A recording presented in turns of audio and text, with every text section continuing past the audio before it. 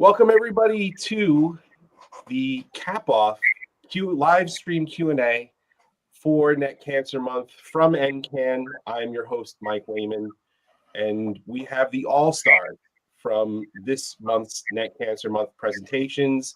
To my right, to my right, when I'm looking at the screen, I have Dr. Mary Maluccio from New Orleans, Louisiana. We have underneath that over here, we have Dr. Heidi Del Rivero at NIH in Maryland.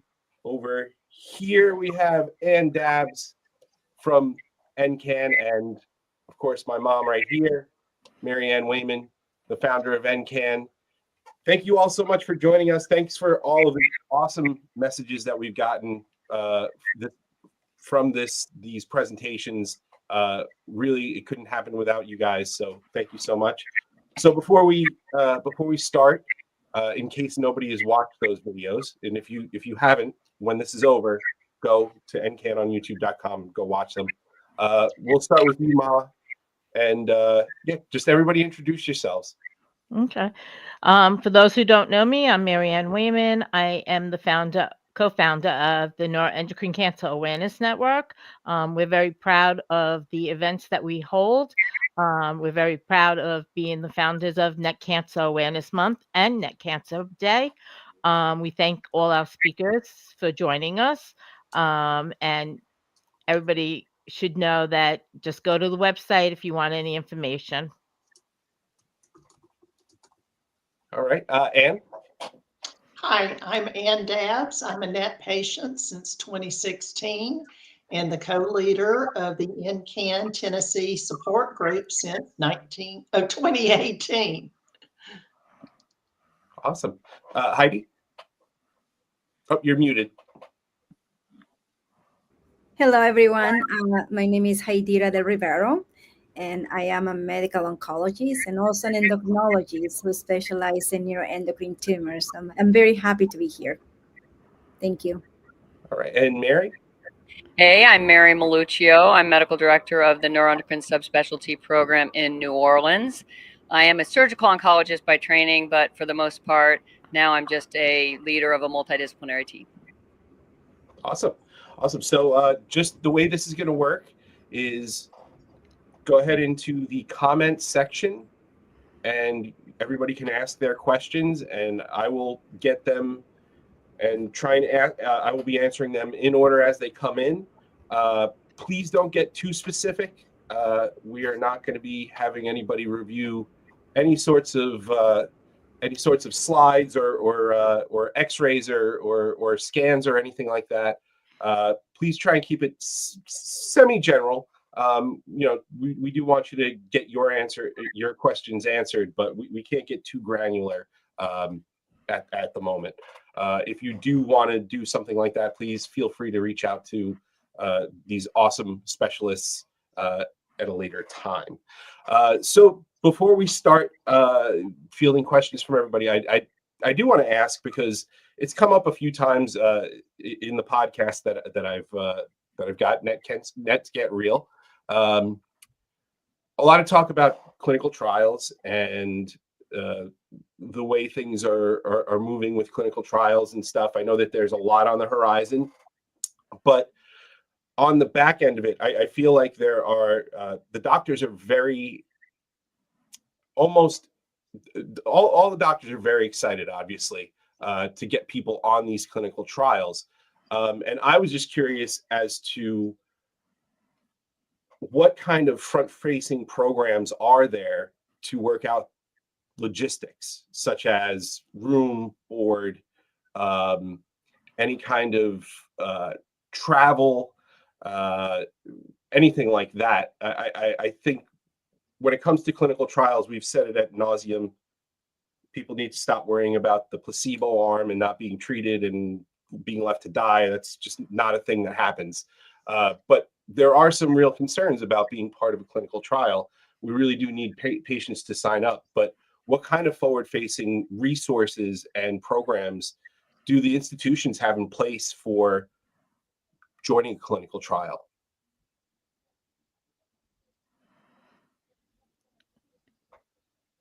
Are you asking that to someone in particular, Mike? Either one of the people that that do the clinical trials. Okay, I can start. I think that this is where Heidi and I are going to probably have very similar views. I think that one of the misconceptions is that it's not that we are in any way incentivized and or our goal is not so much to accrue people into clinical trials. I think that's also a misconception, as if we somehow gain from that. Instead, you have to look at some of the reasons why. What are the main reasons why someone in our position would bring clinical trials on either novel therapies or on therapies that include a really placebo or standard of care arm? Is really based on either access to novel therapies or access to therapies in general. And so I think we all look at it, somewhat differently. So for us, for me in the South, it is critical. And it's only going to get worse. So how much worse or what it's going to look like come January, we don't know. But let's just put it this way. People are not getting more coverage. They're probably getting less coverage.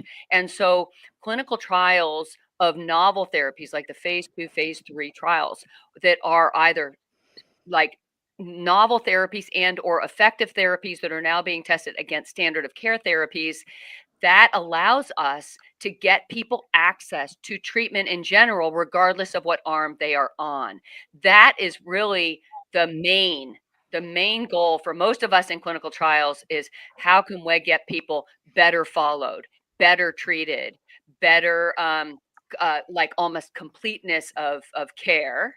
And then I think another thing that we're going to have, you're speaking to the choir, is that Heidi and I are blessed with the fact that both our centers have the ability to house people, subsidize people, to have people travel. And so that is something that makes it then easier for already vulnerable patients within the Southern US, where we are pulling from, to be able to participate without it being an additional burden. So one, the goal is really about access to care in general. Two is that usually people in our part of the country we're left out of any novel therapies. Three, as people get uninsured, copays become sky crazy expensive. Clinical trials are going to become increasingly more important on how we're getting people treated, even if that treatment is going to be on a standard of care arm on a comparator trial. Yeah, Heidi, do you have anything? Yes, of course, and I think this is a very important question. And just to add in onto what Dr. Malucho was saying is that we are, in terms of neuroendocrine tumors, I have to say we are in an exciting time because there has been many ongoing clinical studies for neuroendocrine tumors as well as for neuroendocrine carcinomas. But it's important to know as well where they are. I think one of the difficulties for patients is to know where the studies are. And I think that's when education and patient advocacy, what you're doing, is important, because that way we can educate our patients on where they may be eligible for the studies. But that also travel, as you mentioned earlier too, travel can also be a concerning factor, because not all clinical trials are able to provide funding for travel. Some of them can. So it depends on where the study is taking place, depending on what company is sponsoring the study. A lot of the clinical studies that we have is pharma sponsor, like Merck or like Ipsen. So they're pharma sponsored studies. And sometimes it's important to know if there is the clinical study that I have an interest is in California, but I live in Washington, D.C., for example, how am I able to get there? What is the support that they may have as well for travel? And that's an important question. That's not everyone or not every studies may do that. But that's a question that you can always ask your treating physician or the person who is running the study. It's also important to ask the doctor about the significance of clinical studies. What is the phases of clinical studies? And I know that NCAN has videos on explaining what clinical trials are, but as we know, there's different phases of the clinical studies. Phase 1 is to determine the safety and also to understand what is the maximum dose that the patient can tolerate. Phase 2 is to determine efficacy, how well it may work on a specific tumor. And I think it's important to know that, and it's important to ask the doctors who is running the study, how long is the study, the duration of the study, and also it's important that you always ask questions. And I always feel it's your right as a patient, it's your right to ask as many questions as possible, but also understand questions or ask questions about what are the possible side effects, and understand that this is also your right. It's your right. Is also important to understand, the different aspects of being a part of the clinical studies as well. We discussed the questions about costs, and I think that's also important. And sometimes insurance may be able to cover part of the drugs. Some others, the company, like I said, may be able to give the drugs. And I think that's also important to know as well, of how the insurance companies may be able to participate when a patient is enrolled in a clinical study. But also important to understand, how they can affect the day-to-day life of a patient that is enrolled in a clinical study. And I think it's important to know all of that. I think there is a lot of questions, and all those questions absolutely need to be asked to the principal investigator or the physician who is running the study. So I usually tell patients as well that write all the questions, bring a family member, so that way, the two of them, can write what the discussion was. To me, sometimes patients want to record. I don't mind, but I know that there are certain institutional regulations about that. But it's important that you write all the questions and bring a family member that can also ask the questions. I think all of that is important. Now, one last thing that I want to say, that you mentioned is like, what are the resources, of where we can ask for information. I think that patient advocacy and like yourself, like NCAN, provide a lot of information about the clinical studies, but there is also other areas. I mean, I work at the NIH, at the National Cancer Institute, and I do feel like we have a hotline, and I think patients like it because they can obtain a lot of information just by trying to call the NCI.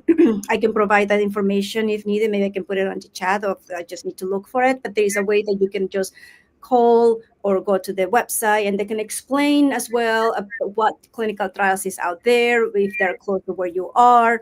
But there may be other information, and I think it's important to ask. Knowledge is power, and the more you ask, the better you can then get information that can help you to make the best decision. Awesome. Mom, Ann, do you have anything to expend upon that? Like, if I'm a patient that's looking to get involved in a clear clinical trial, from a patient's perspective, what are some of the things that they need to ask before they really commit? I think that, it's a little overwhelming when you get into the office to start a clinical trial. And a lot of us have a lot of trust in these doctors that we're going to, but you really need to sit down and read it completely. Don't sign it without reading completely, because you really need to know what exactly is covered, what exactly your rights are, and to know that while you may join a clinical trial, you as a patient have a right to stop that trial at any point. And I think that's a really big misconception with a lot of patients, is that they believe once they get on the clinical trial, they can't stop. That is not true at all. But definitely look into the information. If you have any questions, there is somebody in the doctor's office, clinical nurse that is in charge of clinical trials. She will answer any of your questions if you have any questions or concerns at any point. And I myself have been on clinical trials, and I know that by doing this, I'm helping other patients. And if you have any questions, you can always call me, and I'll be more than happy to answer questions or point you in the right direction. Ann, you have anything to add? No, I'll ditto Mary Ann on that. All right, we got some questions rolling in. First one here says, what has been the impact of budget cuts to research on NENs? Either of the docs want to weigh in on that? I think that's you, Heidi. Okay. Yes, I don't know if I can answer that question right now, but Mary, maybe if you don't mind answering that question, just Okay, yeah. So my feeling is that Mary, can you lift your mic up a little closer?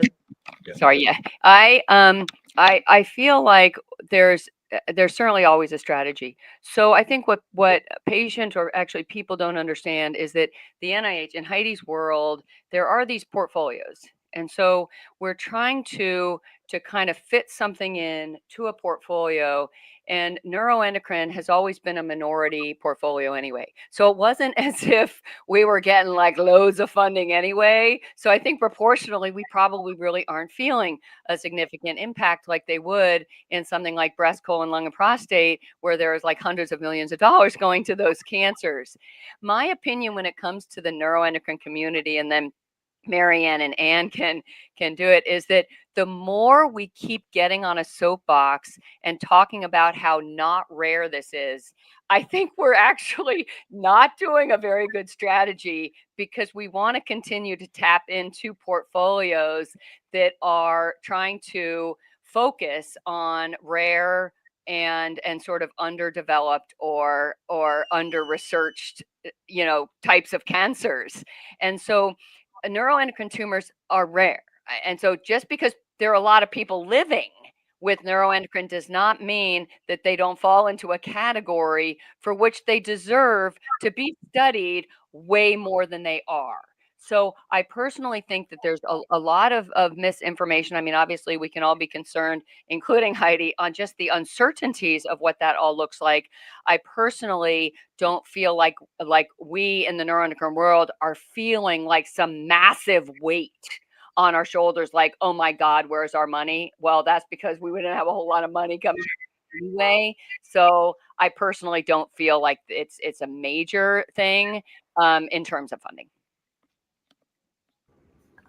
if I can just add one thing to that, is that uh, at least one of my worries is that it went budget is cut, and also when there is not enough funding to do research for uh, rare cancers. That's sometimes to me is a little bit concerning, because I feel like if that was the case and we still don't know what may happen in the next 2 or 3 years, I feel like some institutions may prioritize, how research is done, and I feel like the ones that are going to be affected is rare cancers, and even neuroendocrine tumors to consider rare cancer, even though it's increasing in incidence and prevalence, but it still has a definition of the rare cancers. But another aspect is that is research has been a little halted, even though we have done a lot better, is because we don't have good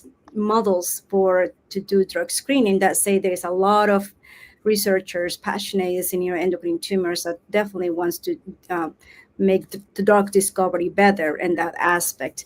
But the one aspect that I think is important is advocacy. You cannot stop doing advocacy. Advocate for neuroendocrine tumors. Speak out loud, as loud as you can, so that way, I think patients are the ones who are going to help us to get research moving forward, and that's mean through patient advocacy, so that way they can hear, the importance of studying this cancer. And I always tell, even my fellows and everyone is like, if we able to study rare cancers or neuroendocrine tumors, maybe we can help other cancers as well. There is so much that we need to learn from neuroendocrine tumors, from the hormonal perspective, biology perspective, metabolic perspective, and I feel like there's so much that we can learn. And I feel like by studying cancers like neuroendocrine tumors, I feel that we can learn even more other more common cancers, and I think it can be applicable to other cancers. I just will say, like Marianne, Mike, continue doing advocacy. You're our strength of moving forward, our pillar to move forward with education and science. Thank you, Heidi. I have to agree 100%. We had gotten an email from somebody saying, advocacy and awareness is not important. What's important is research. And I have to say that's not true. Without advocacy, without us bringing the awareness, there would be no research. And, we're pretty big about that. We've been bringing awareness since 2003. We've been advocates since then. We've got far in the last 22 years, but there's still a hell of a lot to go on. And I don't think people realize that how much the advocacy and the awareness has really included bringing more pharmaceutical companies to bring more drugs out to us, to bring more tests out to us. Without that, there was nothing. It was stagnant. And in 20 years ago, there was 10 doctors in the world that treated this. There was one test and one drug. Look at how far we've come. We still have a hell of a long way to go, but without us bringing the awareness and without us bringing the zebra and without us bringing this advocacy and these support groups, none of this would be happening. So, we just have to keep going. We have to keep pushing and try to get somebody to listen. Yeah. Next question I have is from Carol Dennis. It says, is it possible to get a long distance review of various CTs and PET scans from a NET patient? I believe she means that she is the NET patient. So is it possible? Yeah, I can take that because it's probably more possible for me than it is for Heidi. So, so the answer to that is sort of it depends. But that during the pandemic, we had a lot of freedom to give advice and or give clinical opinions or recommendations across state lines, and that was under an exemption. And so I think people actually, especially in this subspecialty, people got very accustomed to then being able to make this literally a more of a national market share than the market share that we are accustomed to in our niche areas. And then obviously the pandemic, sort of all those things changed, and then came something called the compact agreement. The compact agreement allows someone like me to be licensed in whatever states have decided that they kind of liked that model, where the patients within that state, Mississippi, Tennessee, or whatever it is, could actually, as long as the physician was licensed in that state, therefore vetted, like you're not a quack crossing straight lines, are vetted, then you could actually be part of that care team. That is now a little bit crazy because that was part of the continuing resolution. So now we keep thinking we're going to lose the ability to do that, and all of the progress we made in being able to help patients and their physicians across state lines without having to travel is now kind of pseudo in jeopardy, although it's hard to know whether or not that's the hottest ticket on that item of the continuing resolution.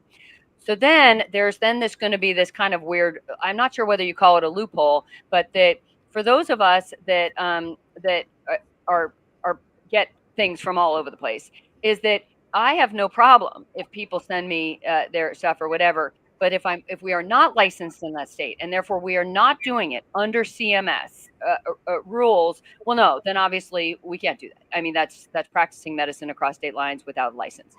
Then there has to be another person. There has to be a physician or someone on your care team that is ultimately implementing that. And it really is not a discussion between me and the patient in your situation. It is between me and the medical provider. That happens all the time. It happens at national meetings. It happens over the phone. It happens, but it's just not quite, I think, what neuroendocrine patients are looking for, that they were kind of allowed to get during the pandemic, and now they've gotten a little bit more accustomed to that. So I hope that answers the questions, because it is kind of a depends, and now it's getting increasingly more complicated because our ability to do the telehealth and or give those opinions across line is one of those things that is, I don't know, on page 1700 of the 1800 page continuing resolution. How do you have anything you wanted to add to it, or? Yes, absolutely. And just a clarification to Dr. Maluccio, I actually can see patients from all over. and as a way of via consultation, or if they have an interest to participate in natural history studies. We do see patients from all over, United States and all over, because one of the mission of the NIH is also to improve health of patients, living with diseases. So, and because of that, and we have very specific expertise of a lot of the practicing physician in our institution. So we can do consultations, and for us maybe it's a little bit easier because as being a federal facility, sometimes it's a little bit difficult depending on the state, because you have to have a license. You wanna, if my hospital isn't, I don't know, I'll say Michigan, but then the patient is from California. Sometimes every state may say, well, you cannot see the patient unless you have a license in California to see the patient. So I think this is the complexities of seeing patients from over. And it used to be a lot easier, like Dr. Malucha said, during COVID. It used to be a lot easier, and I think ASCO, which is the American Society of Clinical Oncology, which is kind of like the Society for Medical Oncology, is kind of like advocating, because I think it's beneficial to continue doing telehealth visits. So especially considering if there is not that many experts in the United States, you want to know, you want to see an expert. So, but again, traveling from one place to another, it can be quite difficult. So I think that's something that, they're trying to advocate, and again, patients also advocate for that as well. But in my case, I'm fortunate that I'm able to see patients from all over, and the things that we do is free of cost as well. So at the same time, the natural history studies, the treatments, the research studies, that allow us to see patients over longer periods of time to understand more about the biology of neuroendocrine tumors, and the goal is to be able to develop better therapy. So that's the goal. So I hope that makes sense. Yeah. Okay, our friend Tom Wilson is here. He's got a question. What concerns or precautions would you have with a patient with liver mets who had CHD and a valve replacement resulting in stage 4 CKD? How does that play into the treatment plan?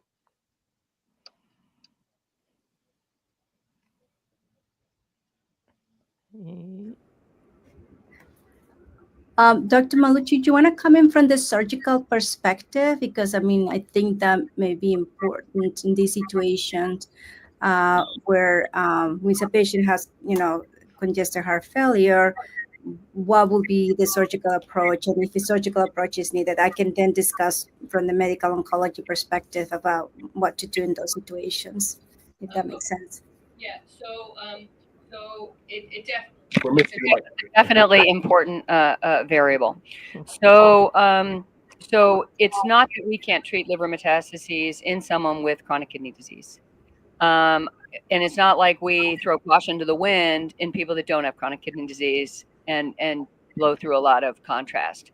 So I think that when Dr. Del Rivera brings up like surgery. So you say, okay, there's maximally invasive surgical cytoreduction. If we can meet those endpoints, to be honest with you, it's more controlled. It's actually a more controlled circumstance, even though we're putting you under general anesthesia and doing a liver operation. We are accustomed to doing that in people with other comorbid conditions, be that a valve or chronic kidney disease. But I also think that we can't say that, just because someone has chronic kidney disease, even stage 4 chronic kidney disease, that we can't use something like a liver-directed therapy, for which we've been using liver-directed therapy for over like 5 decades. So we feel very comfortable with that, and especially at centers that do a lot of volume. I think that you just have to be careful, and you probably have to do it in more sessions. And then you get admitted to the hospital, and we coddle those kidneys together, just like we would if we were doing surgery. I think the harder thing is, once again, now I keep like punching it back to Dr. Del Rivera. The harder thing to do is when you don't have it under controlled circumstances, which is when you get into the systemic therapies, where your ability to understand how the kidneys would be affected by the side effect profile and the uncertainty of that makes it a lot more complicated. So in our thing, I don't look at that as ever being a deal breaker, because we have definitely done people with chronic kidney disease, and obviously who have treated carcinoid heart disease, but that the systemic therapies, PRRT and stuff like that, yeah, it's a little bit harder. Yeah, great.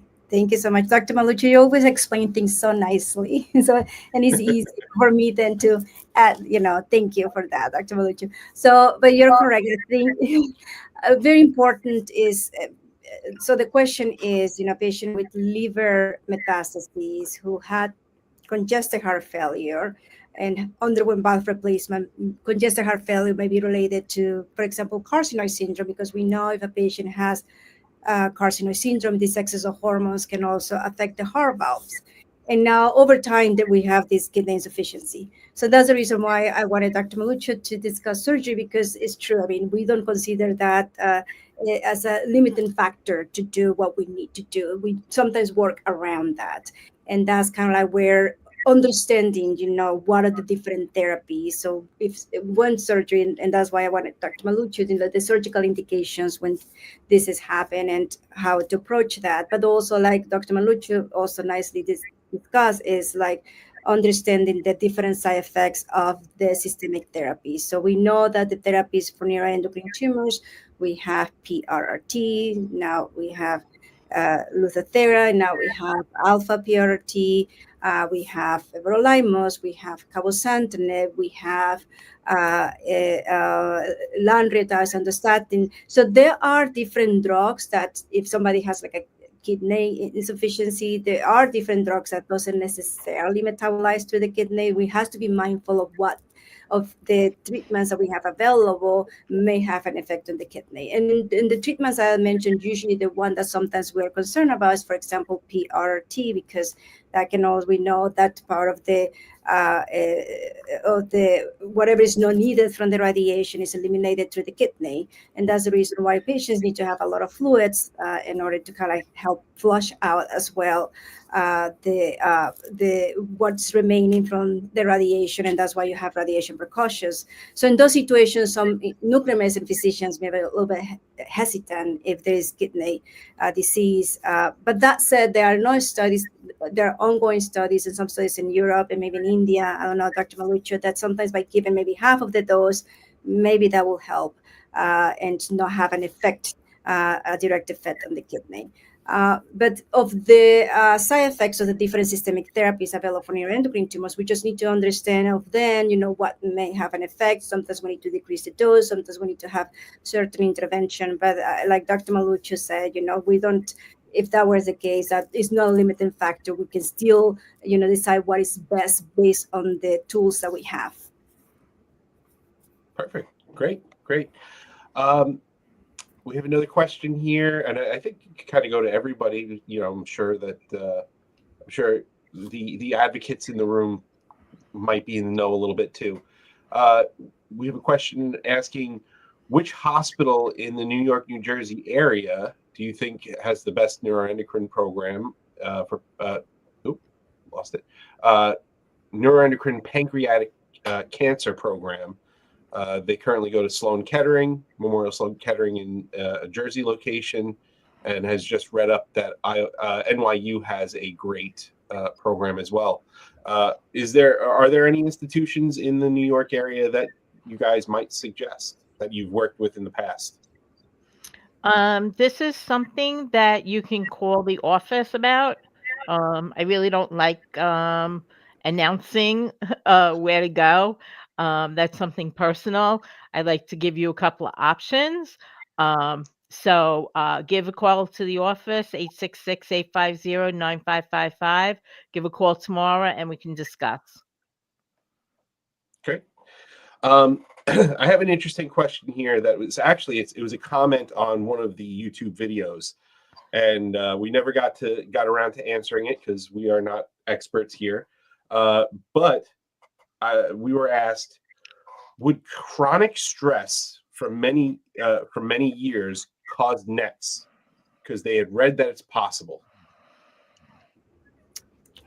I can start. So and maybe Dr. Maluccio can add, but there is until now there is scientific data, right, that tell us that stress can cause neuroendocrine tumors.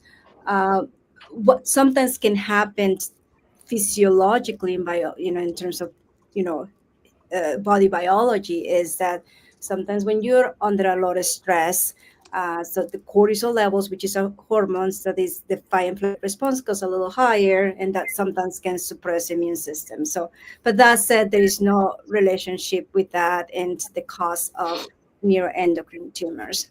That said, like anything that we do, I mean, it's important that that any stressful uh, situations, life, medical issues, bills, and all of this, I think it's important to discuss that with family, discuss that with professionals, because it's important that the less stressed you are, then you can make decisions that makes sense. And that's kind of like usually what I tell my patients. But in terms of scientifically, no, has not been any data that the stress can cause neuroendocrine tumors. Great. Mary, you have anything to add? I completely agree with that statement.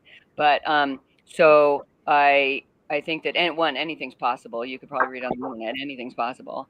But that that when we look at stress related hormones and how that influences life in general, just like Dr. Del Rivera said, is that if you were to look on the naturopathic medicine side of things, there's a lot of, whether or not you call it acupuncture, acupressure, yoga, meditation, that there's data on your ability to control some of those natural stressors, you will just in general have better health.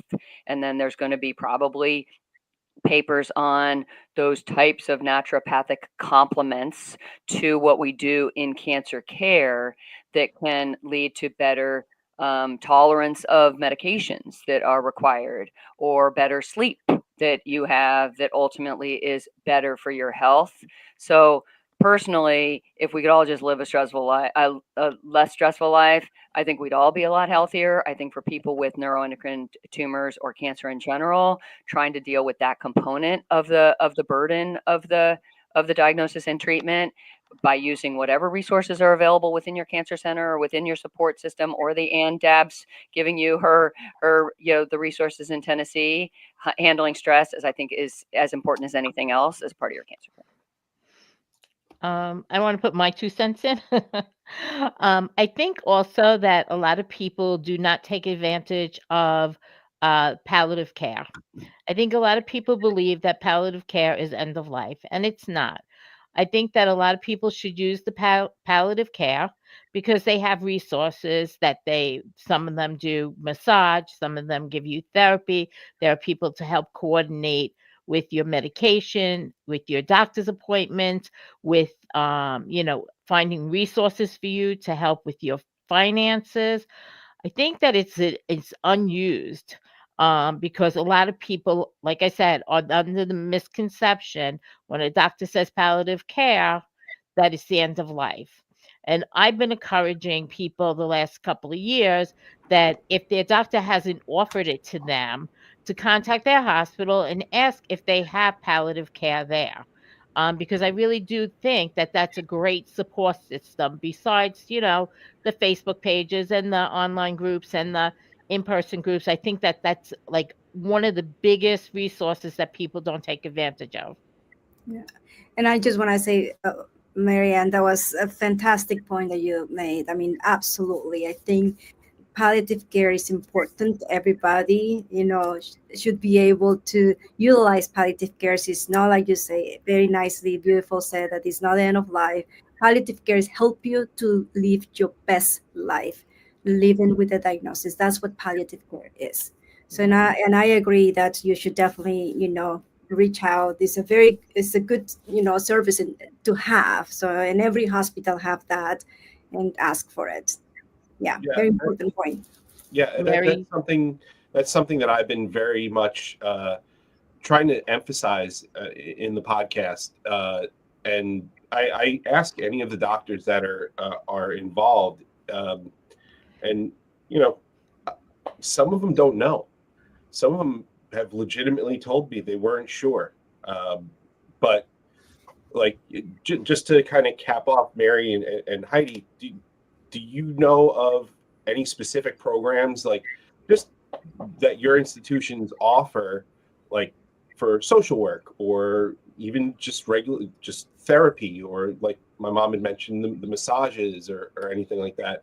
Do you usually have someone on staff that you kind of direct, like a newly diagnosed patient or somebody who just has been the patient for a long time and who's just kind of needs that stuff? Do you ever suggest that to them? And do your institutions have like people who can help somebody navigate through all that stuff?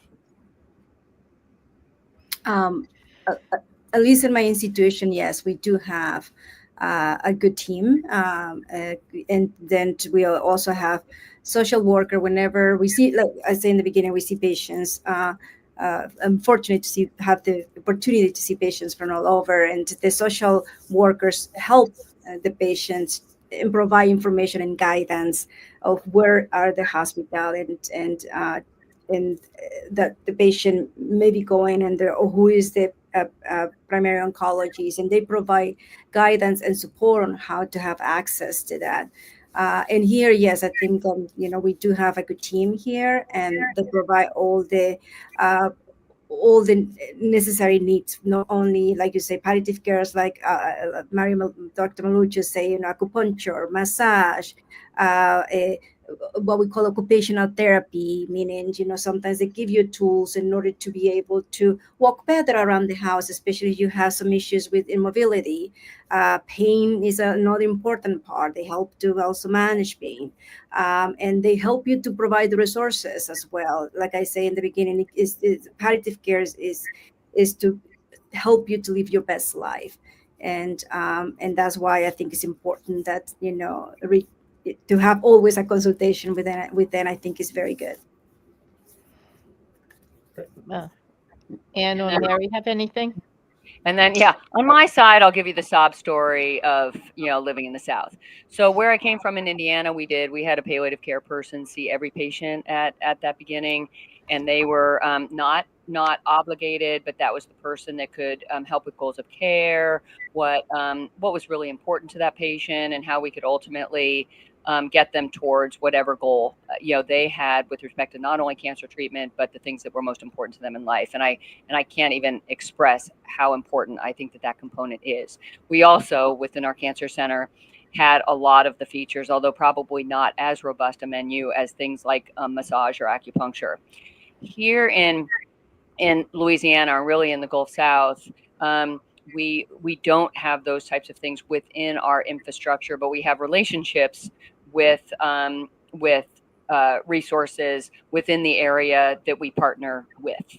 And then for people that are underserved or undercovered, then we have philanthropic dollars of really, really grateful patients that we are so incredibly grateful for, that help us then subsidize and support services. So wouldn't I love to have everything under a multidisciplinary, like all under one umbrella? But I think I've just learned that within, especially the Louisiana area, is that it's really just the relationships that you build with people that are more than willing to be to sort of collaborate with you to meet the needs of those patients, even though they are not directly affiliated with our health system.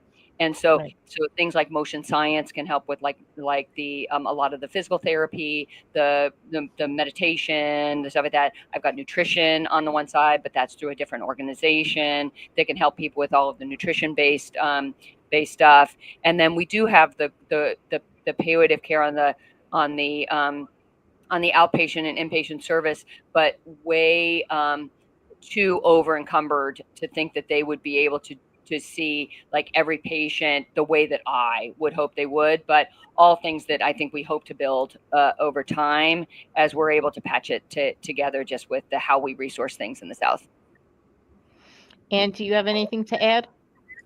I'll mimic a little bit what Dr. Mary just said. It's a lot of I'll almost say a grassroots effort of volunteers that may or may not be affiliated with a health institute, related health industry philanthropic endeavors that we see it. But I have noticed in just the last 6 months from our Tennessee group, an increasing number of patients who have said that they have been offered palliative care resources from their medical community, and that is brand new to my radar. So I think that it is becoming the norm, Right. perhaps will become the norm.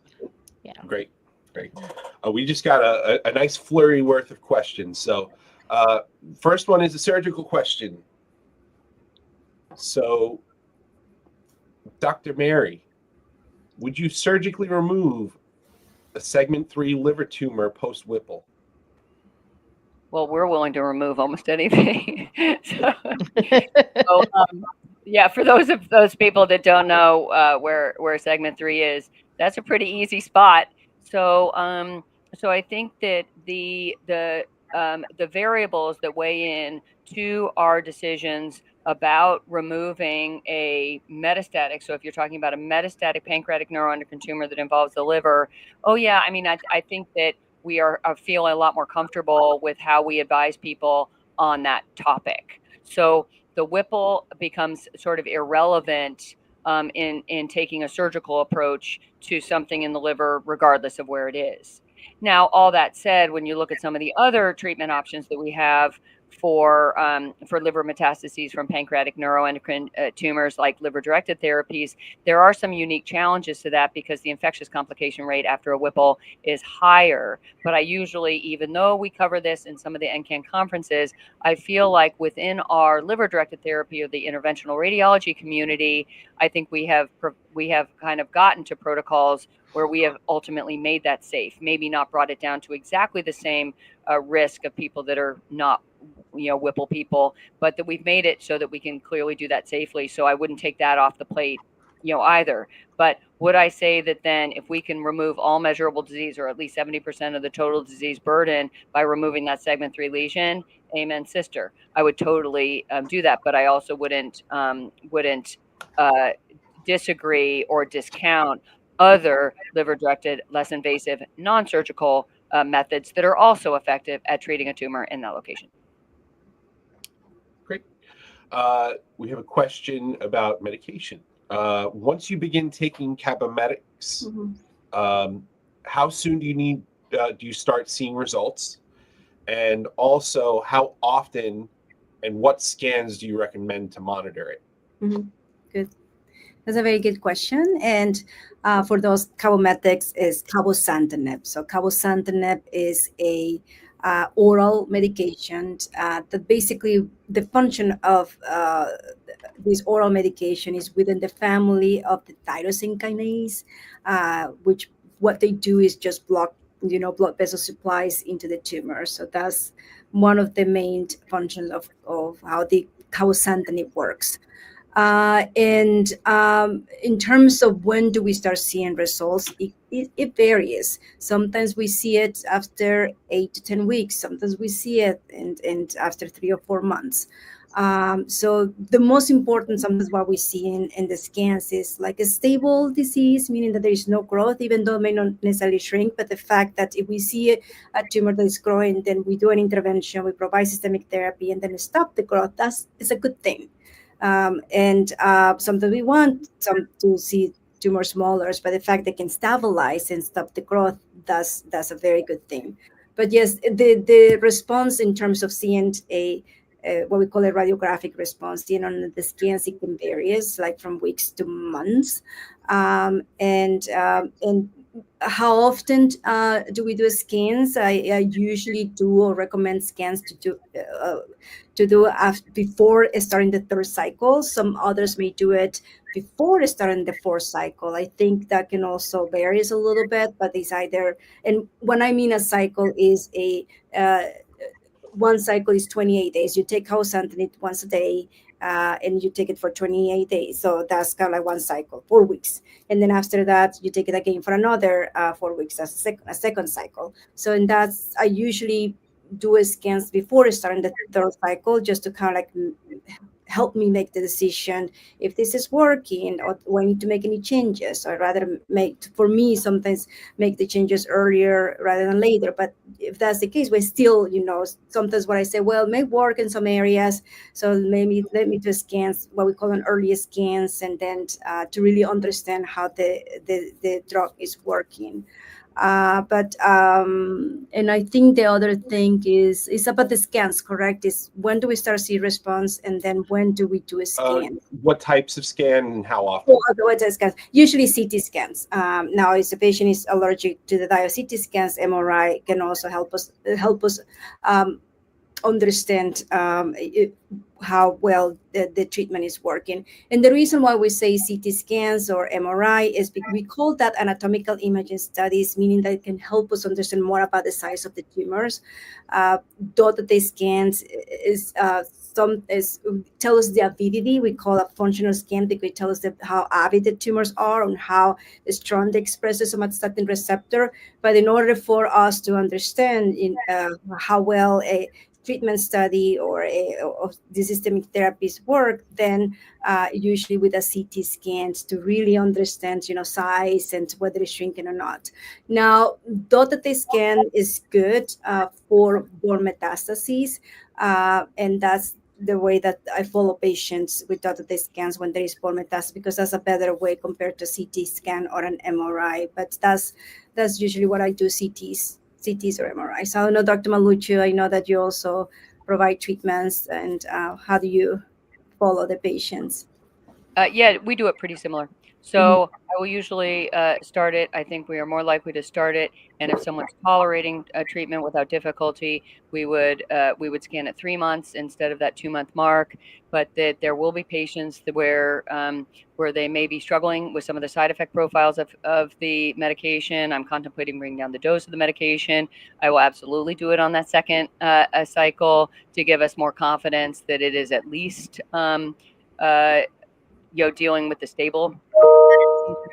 I think what people struggle with, and we are all very, kind of enthusiastic about there being more systemic therapy options for patients with metastatic neuroendocrine tumors, but that a lot of times what you're investing in is really a disease control rate. We call it disease control rate, which is both the response and the stable disease rate. And that's really a lot of the bang for the buck with cabozantinib, is that the likelihood of getting that shrinkage sort of at any particular time, like Dr. Del Rivera said, is really, really, kind of variable amongst patients. And what we're really looking for is, are we getting at least a disease control rate whereby we're willing to continue to invest in that treatment strategy in hopes of then seeing that slow regression over a longer period of time. Oh, and then I personally do have opinions on the cross-sectional imaging. I'm less likely to use CT scans with contrast if we're really trying to look at subtle changes in individual lesions. So if it is metastatic neuroendocrines that affect the liver, or if we're talking about metastatic pancreatic neuroendocrines, I will usually routinely use an MRI because it's just better for the liver and the pancreas. If we are looking at multi-organ site involvement that includes like lymph nodes with the things, then I do actually use a CT scan of the chest, abdomen, pelvis. Mm-hmm. That's correct. Great. Can high blood pressure brought on by stress and I'm guessing primary tumor or a secondary cancer cause a new neuroendocrine tumor or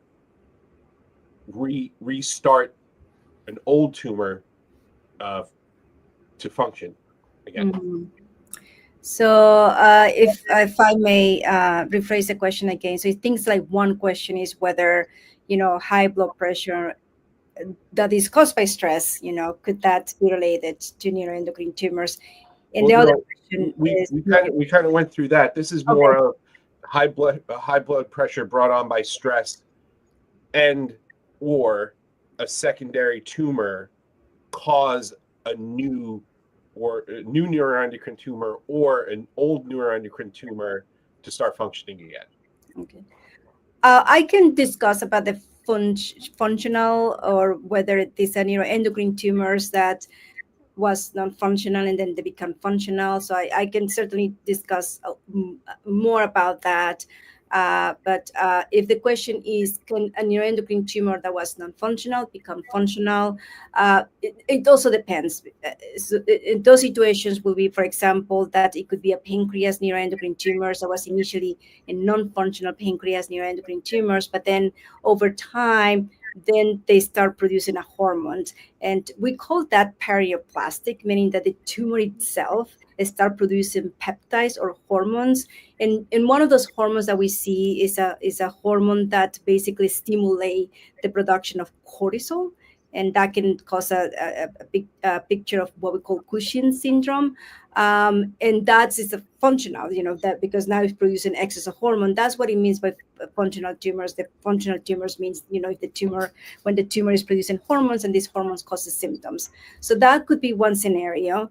And we have seen that I have seen that with a lot of the neuroendocrine tumors like medullary cancer, thymic neuroendocrine tumors, pancreas neuroendocrine tumors. Now, the small bowel neuroendocrine tumors is possible that maybe when it was localized, when it's localized in intestine doesn't necessarily cause the symptom. It's usually when it's in the liver that start having the symptoms, they start producing this excess of hormones, and this excess of hormones causes symptoms. And it happened that, for example, maybe it was localized because it happened that sometimes it's diagnosed via endoscopy, and they don't have the right follow-up because that's sometimes what we have seen. They come back years later because they're having the symptoms of flushing, they're having the symptoms of diarrhea, and that's when we do scans, then we see that it's already in other places in the body, the liver and so forth. So that's kind of like where maybe when it was localized, it was not functional, but then after that, when it went to other places, then increased, the excess of hormones that causes symptoms. And that's kind of like what we see with the small bowel neuroendocrine tumors. But there is another. I want to jump in real quick. I just got clarification. PT was not primary tumor; it was physical therapy, so brought on by stress and physical therapy, or a secondary tumor. So that I just wanted to clear that up. Yeah. I mean, if the question is like we discussed before, is these factors can cause neuroendocrine? I will say the same as, that there is no scientific data that can do that. But hopefully if the tumor was functional or highest functional, I hope I was able to clarify that question. I don't know, Dr. Maluccio, what do you think about it? Yeah, I agree that I think that my gestalt was to say that I have no link between the types of stressors that you described and the change in biologic behavior or the development of a new cancer or physical therapy changing either the prior neuroendocrine or current or putting you at risk for additional neuroendocrine tumors. Then if the question is, can those types of stressors, physiologic stress, physical therapy, or emotional stress, which is just going to be then those are known triggers of carcinoid syndrome. So if you have a functional tumor, predominantly a midgut primary, if you have a functional tumor, there will be patients who struggle with stress-induced triggers then they will have worse carcinoid tumor. They get into a stressful position, and then all of a sudden they'll get flushing. That is a known problem. Those are actually the most difficult stressors to control in patients with carcinoid syndrome. So if you say, oh, if I have my disease, and for the most part, it really doesn't stress me out, but then I go to physical therapy and I start to exercise, or I have both physical stress and or emotional stress. Oh, sure. I have people that say they go to jazzercise in the pool and they get out, and then that same temperature, that physiologic stress will have them flush or make their symptoms worse. But I think the misconception is that somehow changes the biologic behavior of neuroendocrine, and we don't have any evidence to support that. Right. Okay. We have another one here asking, is it unusual to have multiple different types of nets? I can answer that question because that goes into the familial, syndromes related to neuroendocrine tumors. So it's very uncommon. So just to start, having multiple nets is very uncommon. So less than 10% of the neuroendocrine tumors may be associated with a familial syndrome. Which one are those? So one of them is, for example, multiple endocrine neoplasia type 1, and that's characterized mainly for pituitary tumors. So these tumors are, the way I describe is like the gland regulates all the hormones in the body, and it's a gland that is, if you do an imaginary line, is between your eyes and exactly in the middle of the brain. So that's where it sits, the pituitary gland. And sometimes we call now pig nets. So because now there seems that there's evidence that even pituitary tumors are a type of neuroendocrine tumors. And then we also have other clinical manifestations for neuroendocrine tumors, but the other one associated with MEN1 is pancreas neuroendocrine tumors. And that's usually kind of like the most common characteristics associated with MEN1.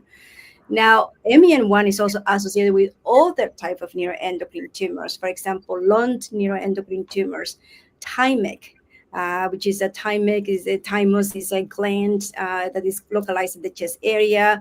Usually when you're little, it's important because producing a lot of the immune cells, and they kind of become smaller once you get an adult. So MEN1 can develop thymic neuroendocrine tumors, can also develop gastric neuroendocrine tumors.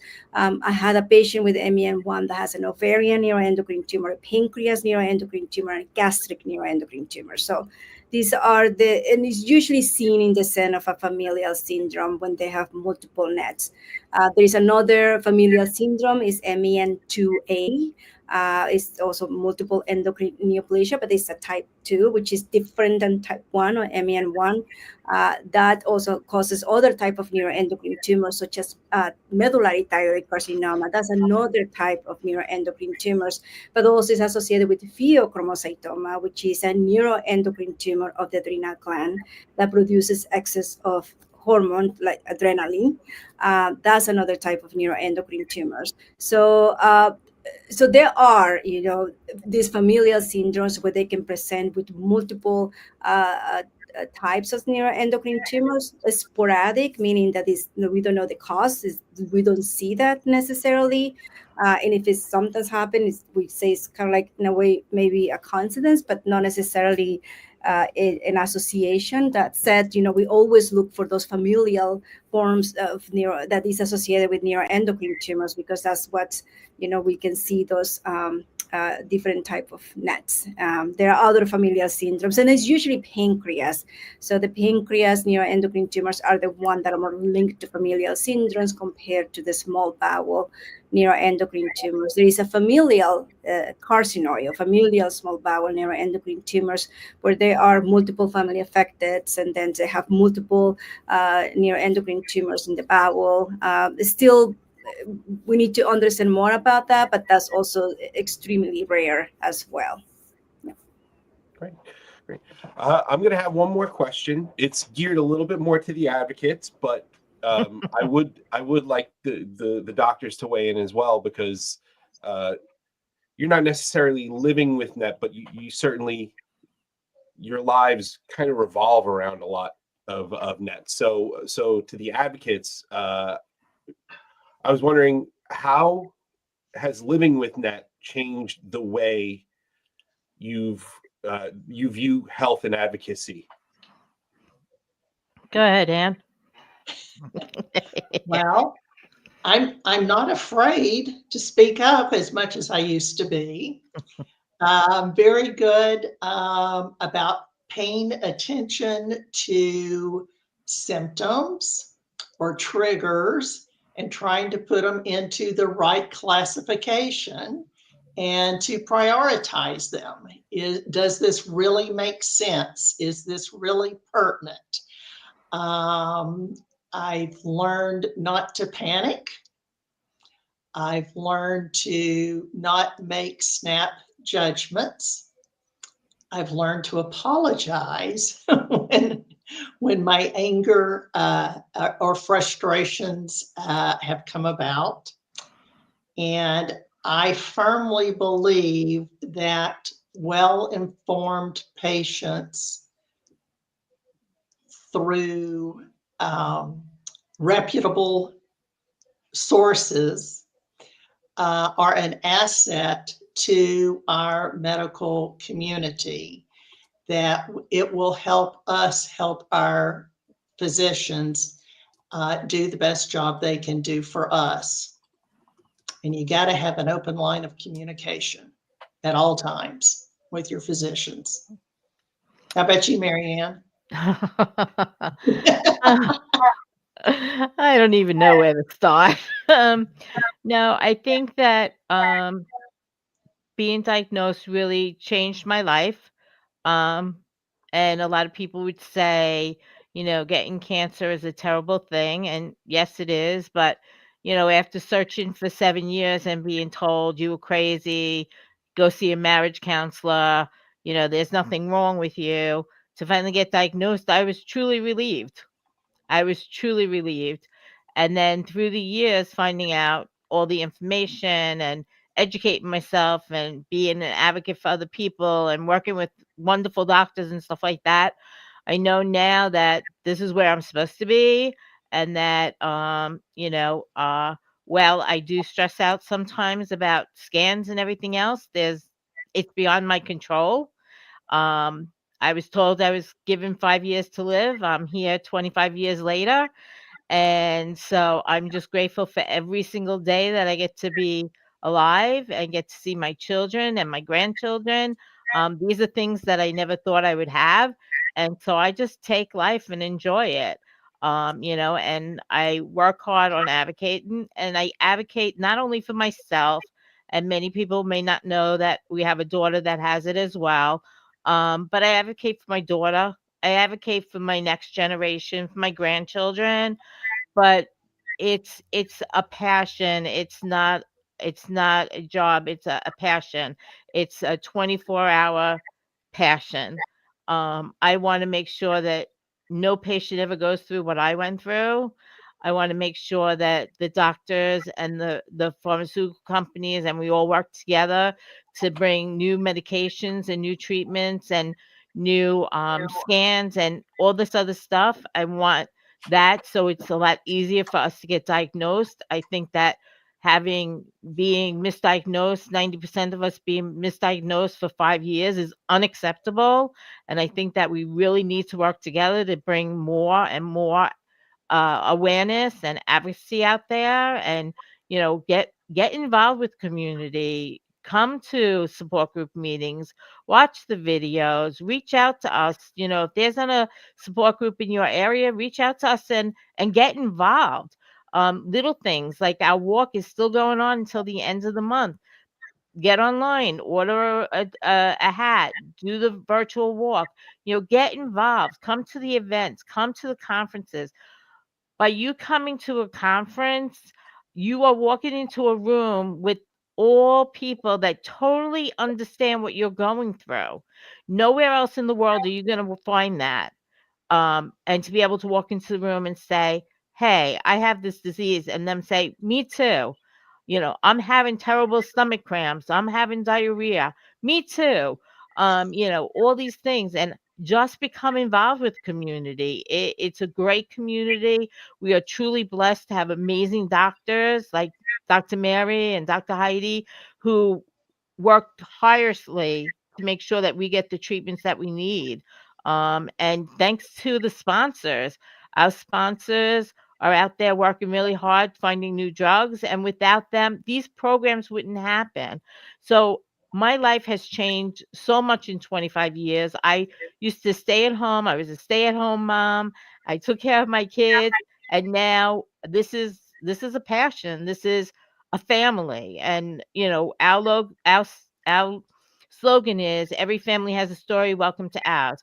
So we welcome you into the family. Call anytime, get involved, let us know what you need, and we're willing to help.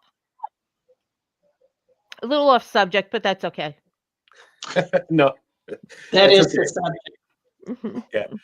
Well, it is time to wrap up. So I want to thank everybody. Dr. Maluccio, Dr. Del Rivero, thank you guys so much for sharing so much time for us this month. Between your presentations and tonight, it really means the world to us, and it means the world to the NET community, all the patients out there who sent in their questions or just viewing. Thank you guys so much. And Mom, thank you guys so much for sharing your story and being the ones that were willing to be forward facing and lead this fight as advocates, because without you, these people don't have a cheerleader. They don't have people to lead the battle cry. So thank you guys so much, and thank everybody for joining us and making this month such a success. We've put out 4 really solid videos and pieces of information that hopefully help you through your NET journey. And so be on the lookout. 2026 is going to be really, really great. We've got a lot of really cool stuff lined up. Can't really talk about it yet, but we're getting there. We're getting there. So everybody enjoy your Thanksgiving, and we will see you all soon. Take care. Thank you. Bye. Everyone, thank you. Bye.